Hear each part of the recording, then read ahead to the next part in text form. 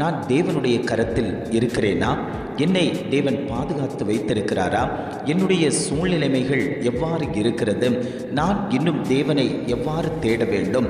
நான் கர்த்தருடைய கரத்தில் எப்படி இருக்க வேண்டும்? அவர் என்னை எப்படி வழிநடத்த வேண்டும்? சத்துருக்கள் என்னை தொடாதபடிக்கு கர்த்தர் என்னை வேலியடைத்து வைத்திருக்கிறாரா என்று பல கேள்விகளோடு ஒவ்வொரு தேவ ஜனமும் தேவனை நோக்கி பார்த்து கொண்டிருக்கிறீர்கள். ஆண்டவர் சொல்லுகிறார், நான் உங்களை என் கண்ணின் மணியைப் போல பாதுகாத்து வைத்திருக்கிறேன் என்று ஆவியானவர் ஒவ்வொரு குடும்பங்களையும் பார்த்து இன்றைய காலை பொழுதில் அவர் வாக்கு கொடுத்து கொண்டிருக்கிறார். வசனம் இவ்வாறாக சொல்லுகிறது, உங்களை தொடுகிறவன் அவருடைய கண்மணியை தொடுகிறான்.